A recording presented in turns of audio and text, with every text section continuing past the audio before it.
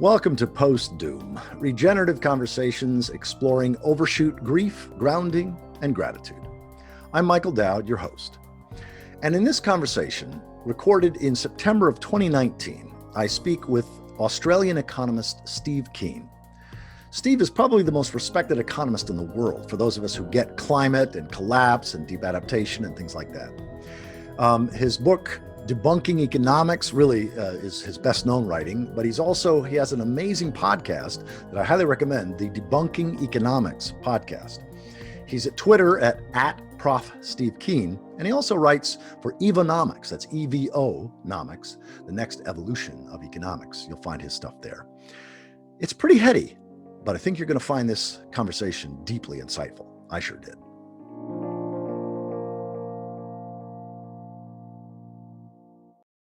Steve, thank you so much for joining in this post-doom conversation series. I imagine that this is probably not the kind of conversation that economists are normally engaged in. And yet I'm so delighted because I learned of your work actually probably 5 or 6 years ago. Mm-hmm. For many people, of course, their sense of what an economist is, depending upon where or a professor of economics, depending upon where they are in their worldview, is somewhere between high priest or madmen. I think as a combination of the two was a bit closer to it. Yeah, right, exactly. And so before we get into the kind of questions that I've been asking all of the guests, the participants in this series, for people who aren't familiar with you and your work, if you could just share a little bit about sort of what distinguishes you from other sort of normal economists and economics professors, and give us a sense of like sort of who you are and what you're particularly concerned with or passionate about these days. Okay. Well, I did a conventional economics degree as part of an arts degree back at Sydney University in the early 1970s. A bit of a story behind that. I wanted to do engineering with economics, and there was no such combination. So I was told to do law with an arts degree, which is the only combination available majoring in economics. And because of my engineering interest, I also did mathematics. And I wasted 2 years doing psychology as well. I wasn't particularly impressed with the psychology course because it was dominated by Skinnerist behaviorism at the time. But the mathematics was always an interest. And then in the middle of my first year at university, which was a time of great political foment, as you can imagine, because a bit like the States at the same time, the Vietnam War was the issue. The same story in Australia. We faced it being conscripted to go and fight for freedom, which I always found a bit of intellectual contrast. And as a part of that, I was very critical of I developed from being a supporter of the Vietnam War and the belief was fighting for freedom to an opponent in believing it was actually a continuation of colonialism, swapping from the French to the Americans. And in that particular environment, I also had a very progressive first-year economics lecturer who actually is now retired as a professor of political economy at Sydney University at the end of his career. And he explained what's called the theory of the second best in a class lecture, first-year lecture. And this is something you only normally learn, if you ever do learn it, in honours or master's or PhD courses. And what it says is if you're more than one step from what the economists describe as nirvana, which is equilibrium of supply and demand, and you're more than one step from there, do you take one step towards it? Do you make things better or worse? And this was in the context of discussing whether you should have trade unions or not. And a general bias in neoclassical economics you would have seen from their policies for the last 40 years is, any combination is bad. Let's eliminate trade unions. And one of these days, let's eliminate monopolies as well. Of course, they never get around to the latter.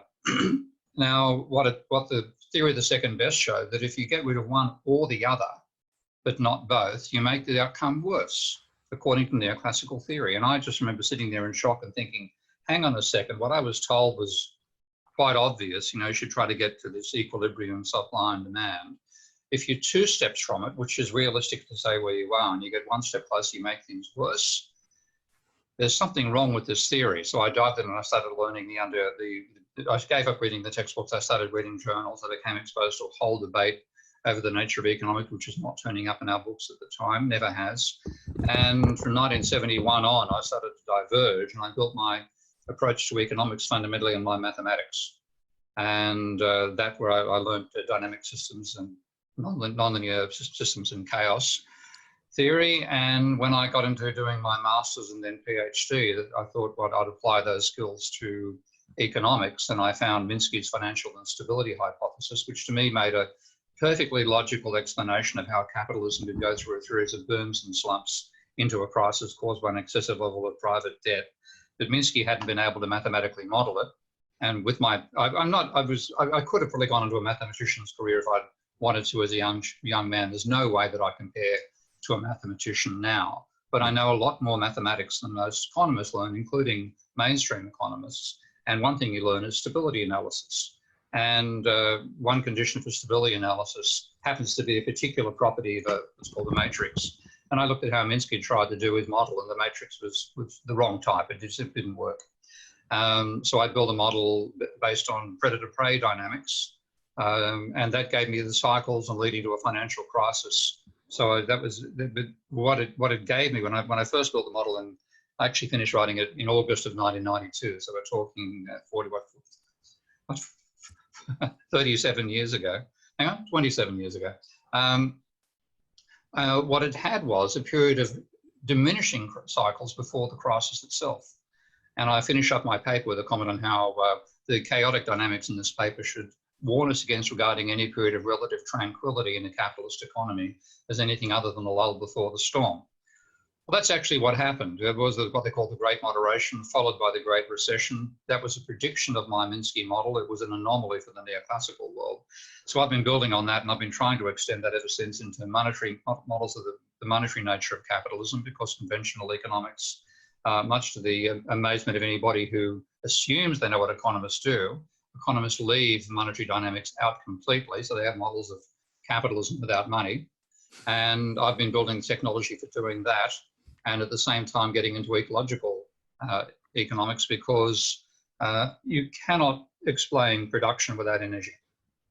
And yet, not just the neoclassical school of thought, but also the post-Keynesian, which is the one I'm broadly associated with, have models of production that don't involve energy.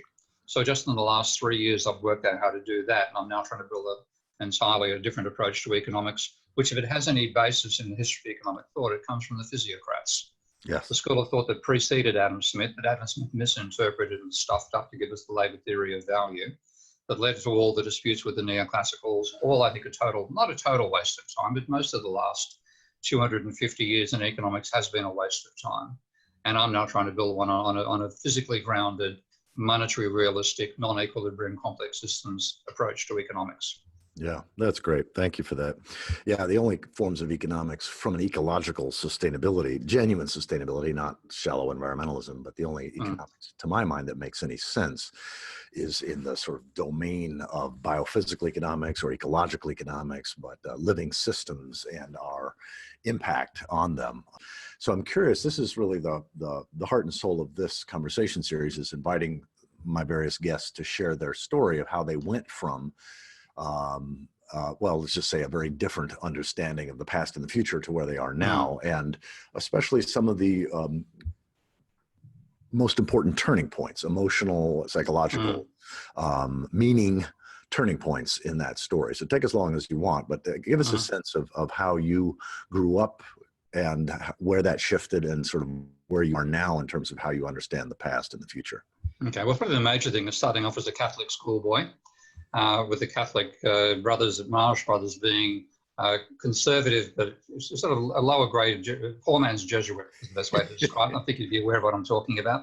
Yeah, I grew up Catholic myself, so yeah. Yeah. So there's an intellectual side to them, but they haven't quite got the smarts to be Jesuits. And that political environment was right-wing but libertarian. Strange combination. I think that's fairly broadly describes what the education basis I had was. Get to university, of course, the middle of the Vietnam War, or the ending of the Vietnam War, that raises all those issues about colonialism, freedom, et cetera, and finding that I revolted against my upbringing, which pushed this whole idea of fighting for freedom. Quite literally, the contrast, I'm being conscripted to fight for freedom, was what's going on here, and I've got to find out more about this issue. And the more I read, the more I saw it was a colonial war, which we put our noses into and made far worse. So I couldn't describe myself as a draft resistor. I had to seriously think about it. And as a conscientious objector. The question of the conscientious objection in Australia at the time were, if your wife, daughter or sister was being attacked, would you intervene violently? The answer was bloody oath I would. Well, that would rule me out as a conscientious objector. And so I would have been a draft resistor had Australia not left the Vietnam War or the election of the Whitlam government in 1972. In 73, if you imagine all the passion that they had amongst a young group of students at the time when there were no university fees, we didn't have all the financial constraints students face now. There was full employment. In Australia at the time, the unemployment rate was less than 2%. And that was recorded in the old-fashioned way, whether you were registered for the dole or not. It wasn't asking you questions about how long since you'd worked and so on. So it was a realistic figure. And in that world, you didn't think you faced any worries about getting a job. So being rebellious was not a negative thing for your career. And we had all this passion of revolting against the Vietnam War, and then suddenly our involvement is over. And the energy passed instead into questioning what we were being taught.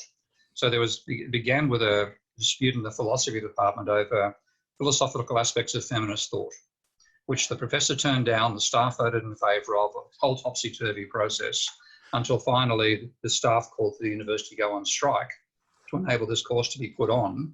And then because of that, the economics exploded at the same time. We held our own little dispute, organised what we called a day of protest over the nature of economics. And that led to the formation of a Department of Political Economy, who actually successful revolt, student revolt, that led to the overthrow of the mainstream, not the overthrow, but creating a separate stream for economics. So that was my beginning. It was a fairly radical shift in my mindset.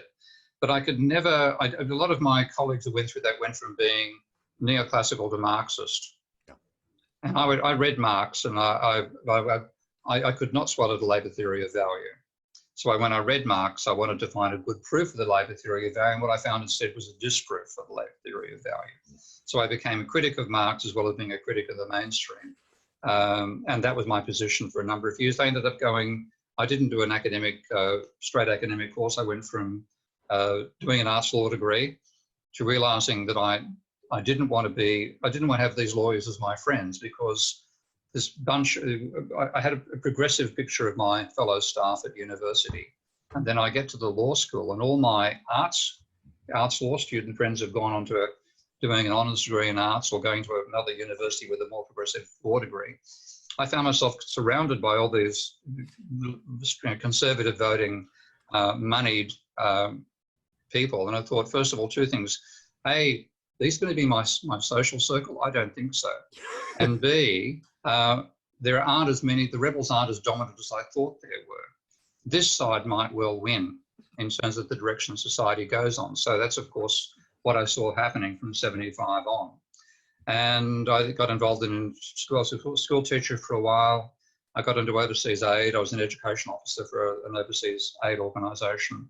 Did that for several years. And then right literally at the age of 33 and 1/3, was working in a part of the government in Australia called the Accord, which was a attempt to bring a sort of compact between the unions, government and business for better management of the Australian economy.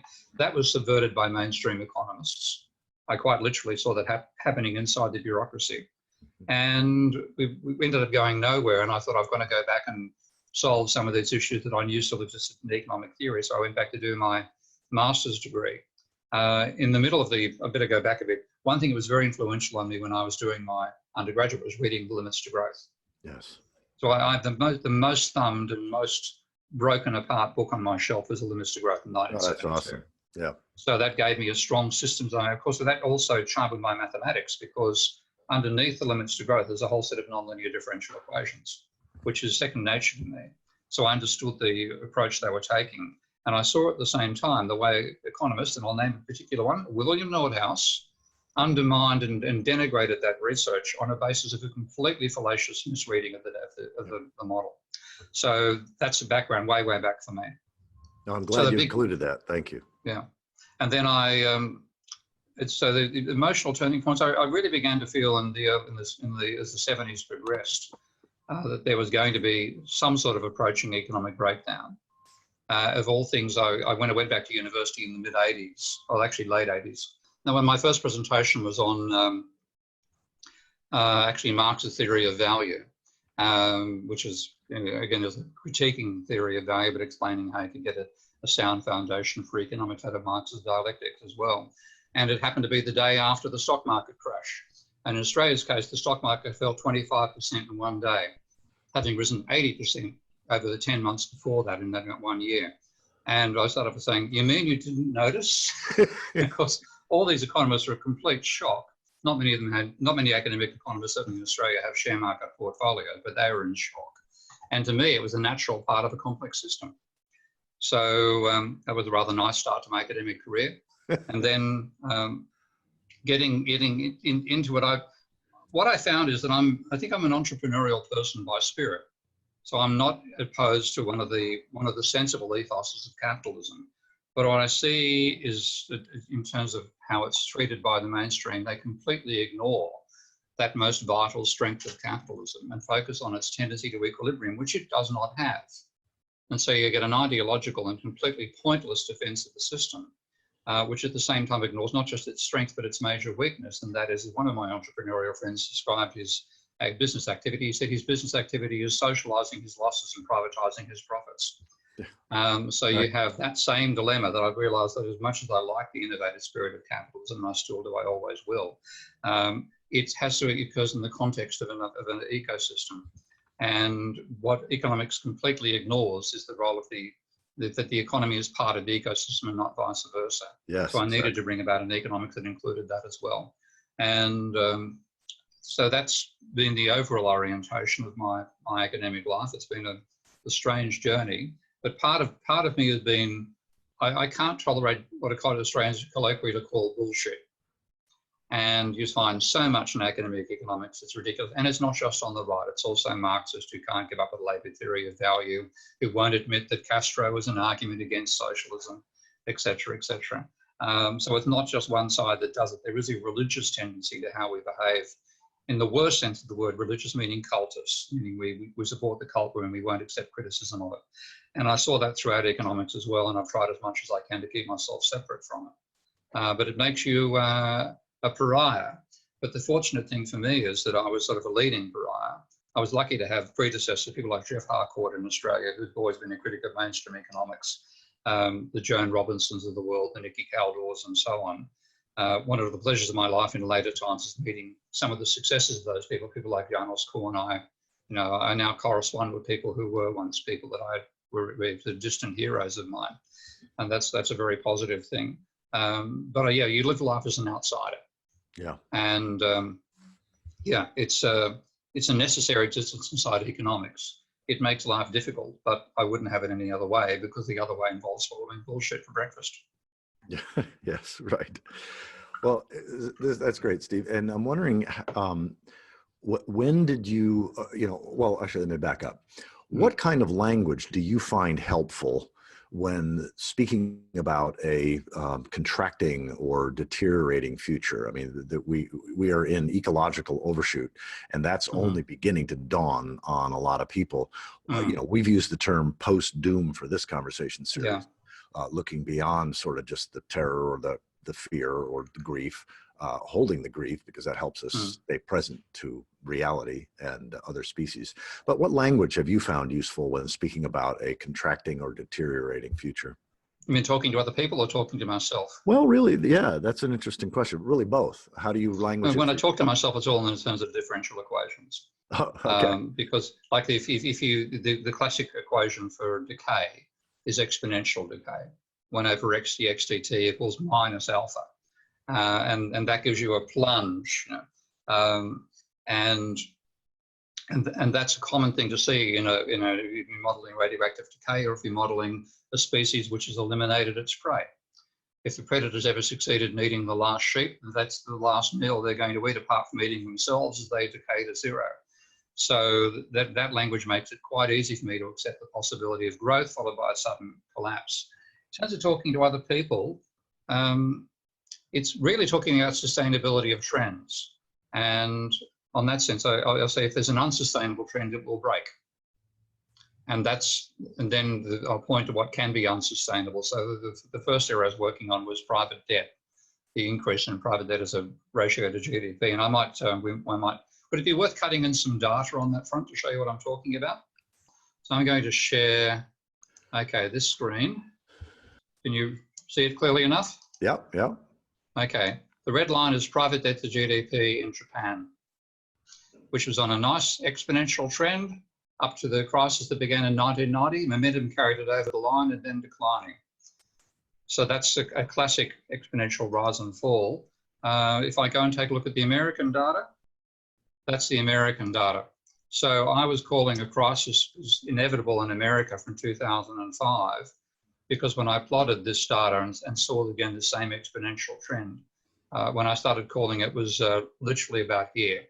Yeah. Said this trend, the economy is dependent upon this trend continuing. It can't continue, and therefore when it breaks, there'll be a crisis.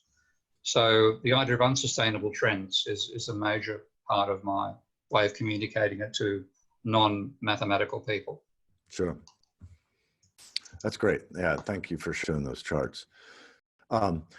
So that sounds really intellectual. It sounds like it's about knowledge. It's about understanding the nature of complex patterns, the nature of systems, which is great. But I'm also curious, you know, did you find over time, how did you process, you know, even reading Limits to Growth?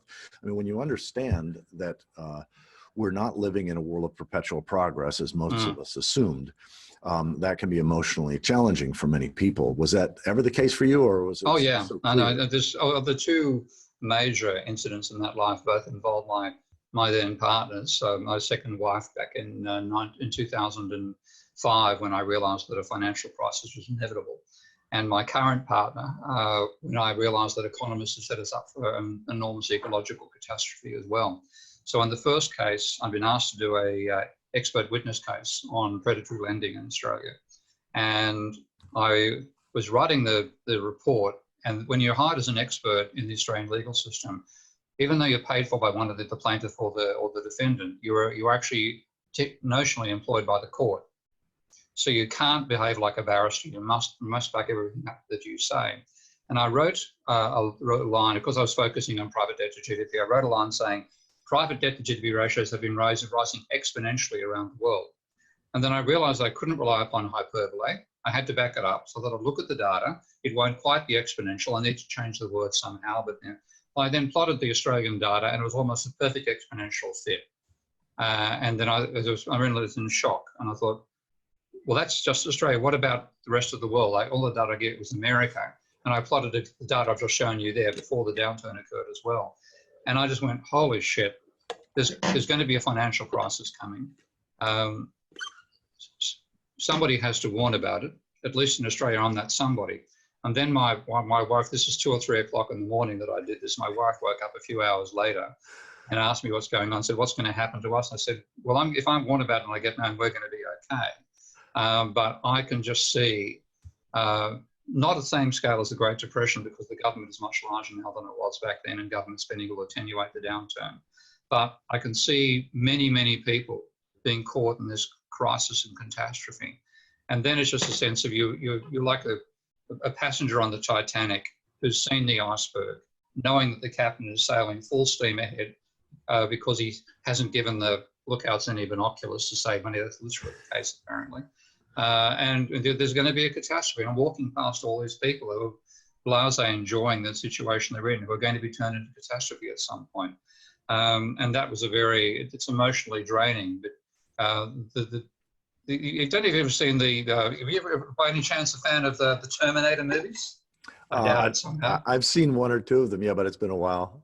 Okay, well then in the final, the last one that's come up, which is actually very well done, the guy who plays John Connors is being asked by the man who's actually the younger man who's his father, of course, in that particular series.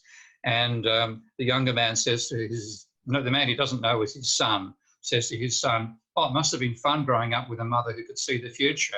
And John Connors said, no, it wasn't. Yeah. and that's what I felt like. It's we're going to run into a brick wall here. I can see it coming. All these people around me, not all of them, but the vast majority, are going to walk into this and have no idea until they get hit by it. And it's a very emotionally draining, but that's nothing on what happened when I realized what economists have done about climate change. That really, that particular was my awareness. I was thinking about it all the time, but like a financial crisis, you can survive. But this is just very recently, when I realized what economists have done on climate change and how insanely, criminally stupid their work has been, I literally found myself holding my head in my hands, just like this. And my girlfriend came in, and she's Buddhist, and she just lives completely for the moment. There is no past, there is no future in her life, and that's a wonderful salve for the approach that I have to life. And she walked in and saw me in this state, and I said, "What's wrong? What's wrong?" And she sighs. So she speaks in a very staccato English, very eloquent, but very staccato. And I said, "I've just been reading about climate change." And they said, "Oh, why you read about that stuff? You can't do anything to change it. If we die, we die." And yeah, I mean, yes, that's completely true. I mean, I think I can do something about it. At least if I don't try, I'll never be able to live with myself if I don't try to do something about it. But the sense of, holy shit, we're fucked, courtesy of these guys who've made one of the little simplifying assumptions to meet their preconceived notions about the capacity of capitalism to survive anything. And I looked at it and I thought, you guys have doomed us. You've doomed the human race. You've certainly doomed Western civilization. You've probably doomed most life forms on the planet, all for the sake of your ideology. And I was angry, bloody angry. If I'd met one of those guys on the street, I don't think I would have been able to restrain myself from hitting him. Yeah. Okay, I probably could restrain myself now, but I was so angry, and the sense of doom, I should say, the sense that we're facing something which there's no salve on the other side. There's no central bank. There's no central bank of the climate to counteract what's been done by the private financial system. It's something which, when it hits, will be devastating, and we'll see the system fall apart because, again, we're pushed, as you say, well beyond the planet's capacity. And in that situation, the people who will be most responsible for our fate are the ones who are the chief defenders of the system. So I was angry, and because it also clearly, last time around when I could say to my second wife that we'll be okay because, you know, if I get a warning sufficiently well, then I'll be okay financially, which was true. This one, there's nothing that's going to save me or her or anyone. When this starts to strike, the system will fall apart in ways that, you know, only if you're a complete insider with the uber wealthy and you have some absolute bolt hole where you get off the planet, then you're going to be safe. But that's not going to be me, and it's not going to be the vast majority of people on the planet. Yeah. Well, thank you for sharing that, including allowing your emotions to show. Yeah, this is part of what motivated me to engage in these conversations is when you get what we have been doing, and most people have been clueless, but when you get what the systems in which the economic primary and political systems in which we operate are so human-centered and so short-term profit maximizingly oriented, and so clueless from an ecological standpoint on everything we depend. You don't have to be a long-term thinker to realize that that is radically unsustainable. And in fact, it is doom. It's leading us to doom. It is doomed. And then that's, I mean, the complete ignorance they have of the physical world is something which is quite remarkable about economists in general, because they will talk about GDP and capital, and they'll talk about the environment as well as symbols on a blackboard, not as things they're embedded inside. Yes, yes. Oh, that's well. Wait. Hold on. That's good language. Those are symbols on a blackboard, not what we live in. What? Not the constituents of the world in which they're embedded. Yes. Wow, that's great. Because I in my sort of layperson's, I mean, I share a reality-based message, sort of bringing together science, inspiration, and sustainability. So that's my world. And I'm always trying to find ways of languaging that allow people to be present to what's real, move through whatever grief, whatever anger, whatever despair that they feel, and then come through to whatever kind of inspired local action they can that can make a difference at this whatever spheres they can. But ultimately to trust that we are in declining times, and that there are things. In fact, the last question that I'll come back to is, what's possible and what's no longer possible. Yeah. But I want to run one thing by you because of your background and because of your expertise in terms of economic models and systems dynamics. It seems to me, in my layperson's understanding, that if there were one thing that we could shift that would make the difference, I just don't see us doing that prior to collapse. But should some remnant of humanity survive, I think this is the only sustainable way of engaging in any kind of economic exchange of goods and services, which is to measure progress, to measure well-being, not in human-centered terms like GDP, GNP, but to measure progress and well-being in life-centered terms, like how well is the soil doing decade by decade? How well are the forests doing decade by decade? How well are the other species doing decade by decade? I think that's the only sane ecological way of measuring progress. And I'm just curious what you think about that. Yeah, that's quite, I mean, one of my good friends is a woman called, you should actually include Kate Raworth. Have you put Kate Raworth on your list as yet? I will reach out to Kate. You're the second person that's recommended her, and I just haven't reached out to her yet. Yeah. Now, Kate's a good friend, and Kate's approach what you call donut economics. So I said I don't like the symbol of the donut. That implies so much Homer Simpson to me. I'd rather be what I call the wheel economy. Because what she has is the idea of the donut has an inside and an outside. If you're on the inside of the donut, in some sense you're starving.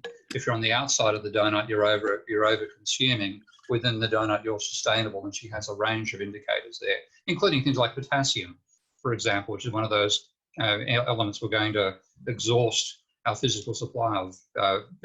That's probably one of the most fragile of them, but also water quality, et cetera, species extinction versus species development.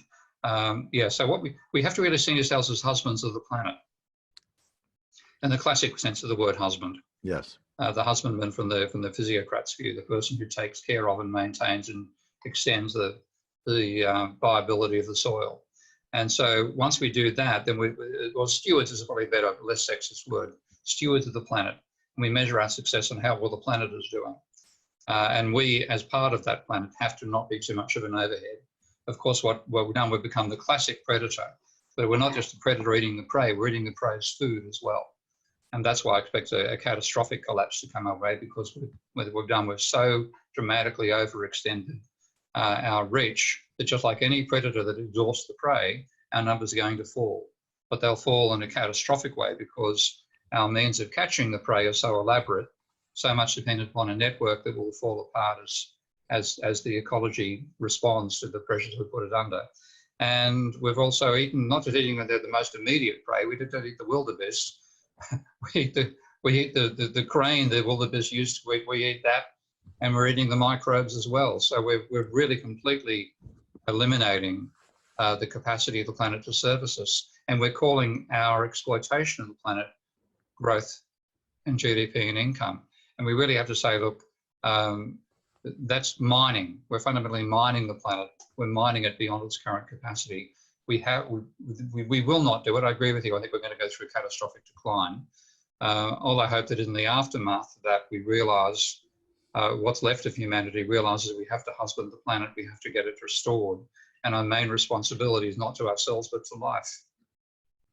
Yes, exactly. Well, my wife, one of the things that she's passionately engaged in is assisting trees, native trees, migrating poleward faster than any other animals can move their seeds. That's life-centered action, whether we survive or not. Well, Steve, I'm curious, how have you, or what have you found psychologically, spiritually, emotionally, like what nourishes you? What practices or, worldview or philosophy have you found that has allowed you to wake up on a day-by-day basis, doing what you can do, doing what you're expert at, and also emotionally dealing with what you know? Oh, I think I'm agnostic, so it's not religion. But I think the sense of ethics I got out of my Catholic education was an important part of my spiritual. I'm agnostic but spiritual in that sense. So I have an appreciation of the way in which complexity has risen over time. And I see us as the ultimate embodiment of that complexity on our own planet, without the awareness necessary to make us survive overall. So I see life as progressing in an evolutionary sense. I've got an evolutionary ethicist in that sense, if you like. And I therefore see our responsibility as a species being to know life. And what we're doing instead is destroying it at the moment. Yes. So that the belief that we can, the hope, it's not a belief anymore, but it's a hope that we can transcend this. This will not be what they call the what's the equation again? The Drake. It won't be the Drake filter, because the great fear is that we only know of us as the only intelligent species in the universe. After 50 years of looking for signals of other life forms, we haven't found them. Now, there's two answers there. One, we don't know. One, we don't know how to look, which is possible. The other is that we are the only one. Well, I see a third, which is that we've made an idol of our form of consciousness. I remember seeing it a Scientific American, I forget, some science journal, where it had a picture of the galaxies and it said, "Are we alone?" And it seems to me that the sustainable perspective, the indigenous perspective, would say, no, we're actually one of thousands, millions of other forms of intelligence. But if we elevate our own as the only form of intelligence that matters, or the only form of intelligence that makes sense focusing on, then we're going to miss the fact that we are embedded in, we are part of, we are dependent upon this larger system that we call, in a secular way, the ecosphere or the biosphere. But all sustainable cultures related to the ecosphere or the biosphere as a divine thou, not a secular it. So it seems to me that well, that's actually James Lovelock, in a sense. That's the Gaia hypothesis. Well, and that's got much more support in recent years, I might add. Yes, but it's a little bit, I appreciate Jim Lovelock's perspective on that, but I draw more on that in terms of Thomas Berry and especially Edward Goldsmith, who founded and published The Ecologist magazine for 40 years. And he wrote his sort of magnum opus is The Way, an ecological worldview. But at any rate, coming back to, because I too, well, I'm not agnostic, because for me, theism and atheism are both clueless ecologically. Well, they're belief systems in both cases. They're exactly. They're belief systems that are about believing in a supernatural deity, therefore you're a theist, or disbelieving in a supernatural deity, therefore you're an atheist. But both sides treat the ecosphere as an it to be exploited, not a thou to be honored. So I'm genuinely an eco-theologian, or Thomas Berry, my great mentor, called himself a geologian. So not a theologian, but a geologian. So that's a good expression. Well, in that sense, probably I am as well. But I'm also, the thing I'm thinking about is, why haven't we found signals of other life forms on other planets? And the answer may well be that none of them have made it through this crisis. That we all, if you're going to have the conditions for life, you're going to have fossils. You're going to have fossilized fuel. You're going to have a hyper-intelligent species that learns how to exploit it at some stage. It'll get on an absolute adrenaline high of the increase in energy it can exploit before it wakes up to the fact that the planet can't survive with it, and bang, it goes. And that's my perspective on that front. And I'm just hoping that we hopefully are lucky enough, being in a planetary system with more than one planet, where we can actually at least walk on the surface, if not survive, that we have the technology that might get us there before we eliminate, or not eliminate, but massively damage the capacity of this biosphere to sustain itself. I've got some hope we'll get through that. And in that sense, that's, but in terms of philosophy, my background is Marcuse, Marx, Russell, a whole range of philosophers. In that sense, theologians of humanity rather than theologians of religion. And I've got a strong ethical core, which I think, again, is an evolutionary thing. We see that in behavior, in rhesus monkeys, when you give one a cucumber and the other a grape, the one getting the cucumber will throw it back in your face. The sense of fairness is something which is an evolutionary thing in society, in species which are not loners. And the only animals that are complete loners are things like tigers, not humanity, not even herd species. So there's a sense of sharingness that comes out of evolution itself, and that is any philosophy. That's what I come back to. Yeah, I often say my faith is in evolution. My faith is in ecology. My faith is in life. I don't share your hope or whatever in terms of humans living off the planet, but I do profoundly. I'm inspired by the possibility that this crash will be so significant, kind of like the movie The Avatar, when the colonel is about to blow up the Tree of Souls, and he says that we will create a crater in their racial memory that they will never forget. And I'm hoping that this collapse globally will be the crater in our racial memory that we will never forget, and that we will, kind of like the prodigal species, we will, come home to reality, come home to the biosphere as divine, and once again live in a mutually enhancing relationship with everything we depend upon. At least that's a vision that wakes me up, inspired to do whatever I can do, that sort of thing. Well, Steve, I want to ask about your understanding of the past, because sometimes people have a restoring of the past as well as a restoring of the future. And some people think it's sort of inevitable that tool making, symbolic speech using animals like us would end up where we are, certainly once we became anthropocentric or human-centered rather than life-centered. But others I've talked to have a sense of, well, if we only had done this, or if we only hadn't taken that path, sort of those if-onlys. And I'm just curious, how have you interpreted the past as well as the future? Oh, and in that sense, we lost our tribal foundation. I think a lot of what I read about, for example, the American Indian, the Bury My Heart at Wounded Knee, for example, a very influential book on me when I think it was back in my 20s when I read that. And what you sense is the sense of spirituality. Again, you talked about the Avatar and that idea of the way the species on that planet saw itself as part of an overall system.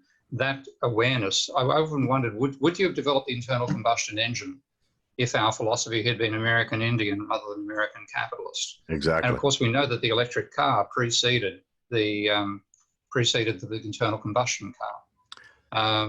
With the choice of looking at the damage that one does to the environment versus the other, I have a strong feeling we would not have made that decision. Even the city I live in now, Amsterdam, for example, the thing, Amsterdam is famous for at least two things. The second being bicycles. And was it that inevitable? No, in fact, it turns out that about 40 years ago, they were having traffic problems, as every growing city did, and they consulted town and country planners, and one proposal they got was to put freeways through the heart of the city. And the council looked at that, and there's a strong tradition of bicycles in Holland, which goes right back to the pre-war period. Apparently one of the things that most annoyed the Dutch about the Germans was the Germans commandeered all their bicycles at one stage. So bicycles always had high status here. And the council made the decision, no, we're going to go in the opposite direction, keep the freeways outside the city, and in the city encourage bicycle transport.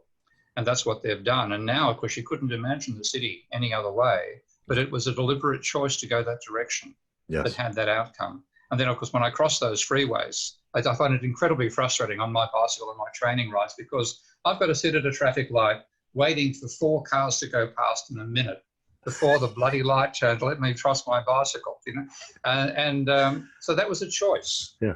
And it was a sensible choice made on a sensible philosophy, which has given us a very, very livable city here. So the same thing about would we made the same decisions about exploitation if we had a more holistic philosophy.